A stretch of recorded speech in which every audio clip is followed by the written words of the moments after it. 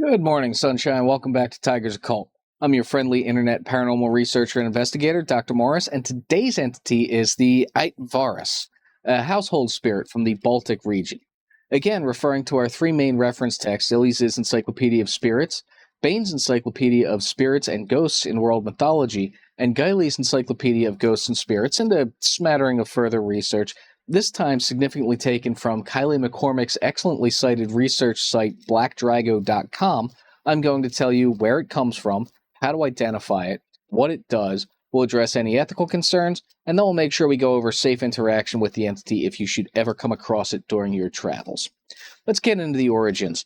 Again, I'm missing primary sources. All I really have to go on is modern secondary sources. The closest we really have to any primary source would be Lithuanian folktales compiled by Stefas Zobarskas. I'm sorry about that pronunciation. And first published in 1958. And that was, as the title so eloquently states, a compilation of folktales from the people of Lithuania. I know, wild, right? But most of this seems to be passed down verbally from generation to generation. Nothing was specifically written down. Perhaps the reason it has to do with what happened when Christianity came to Lithuania. Man, I know it probably seems like I'm constantly bashing on Christianity, and I don't mean to be like that. I'm just observing how Christianity's arrival in different places had an effect on local lore. Anyway, early stories seem to portray the Aitvaras as a benevolent guardian spirit of a family or a household. That being said, several sources compare Aitvari to Robin Hood, stealing from the rich to give to the poor and all that. Post-Christianity, however, they were portrayed as tricksters that made their owner very wealthy by any means necessary.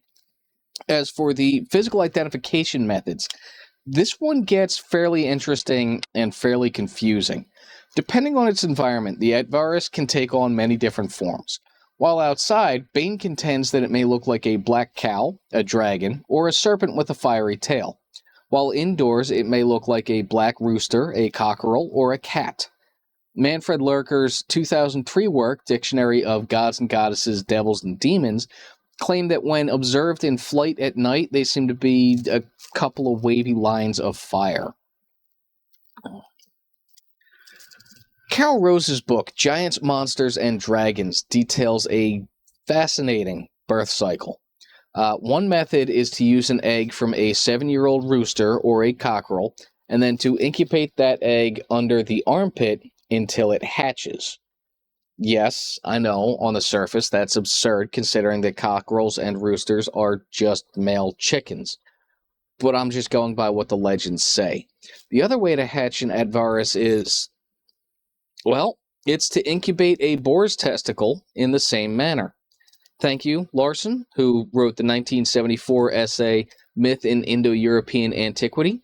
I never thought I'd read that string of words arranged in just that manner, but here we are. Anyway, based on its life cycle and description, I think it's safe to say that it was never human, so that rules out class 1 through 4. I don't think this is a purely supernatural entity, so I'm going to rule out class 5. Instead, I'm going to go with class 6, which is our animal entities. I don't think this is a purely paranormal manifestation. It's more along the lines of another cryptid-type entity, but animalistic nonetheless. From a lot of the folklore surrounding it, I'm fairly sure it would be corporeal. Because it's got a multitude of different forms, I'm going to call it a shapeshifter. Therefore, using our class description identification system, I'm going to call it a class 6 corporeal shapeshifter. Now let's get into the folklore's tales and legend. Due to the lack of written primary sources, we're just going to have to go with the folklore we've got to work with. We've covered its productive cycle, so now let's get into how it lives. After it's born, it can sometimes select its own home, but most stories claim that it must be invited or brought into a home by someone who lives there. Older legends indicate that someone wanting an Aitvaras to live with them must make an offering of food and respect. Apparently, these guys are noted for really enjoying omelets, but they will also accept a fresh cooked meal that hasn't been tasted by anyone else, even during the cooking process. Once in the home, they'll make a nest behind or near the oven, and they will accept leftovers, but they really like omelets. Once an Aitvaras has moved in, though, it's almost impossible to get it to go away. Later stories claim that it's easier to kill it than it is to convince it to move. Lastly, most of the original legends show them as powerful nature spirits living in the forest who can be convinced to be a household guardian, so long as the household feeds it and respects it. Post-Christian legends portray them to be immortal familiars commanded by Satan himself, and they cannot be trusted. I personally find that a little hard to go along with, but that's just me, and I'm a bit more laid back in regards to the paranormal world than Christianity ever was. Ethical considerations. Look, I know Christian references paint it as a demonic entity. To be fair, Christianity paints everything as evil and demonic, so I'm going to take that advice with a grain of salt. I would certainly be cautious around it, but from what the original stories say, if you wind up with an Aitvaras in your kitchen, maybe give it an omelet every now and again. Folks consider them to be almost good luck goblins with a pretty staunch loyalty to people who show it respect, but they can and will turn on people it loses trust for or learns to dislike. So, it's going to be kind of up in the air for ethical issues here. Safe interaction methods. Well, if you're interested in keeping it happy, give it omelets and leftovers and don't try to abuse it in any way. If it's gone rogue, legends say that it can be killed, although it doesn't give a clear method of doing so.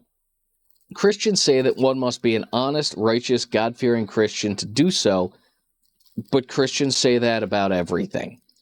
Be aware that it can heal itself by touching the earth, but reading between the lines, I'm going to hypothesize if you can kill a chicken, you can kill an Aitvaras. You just got to keep it off the ground.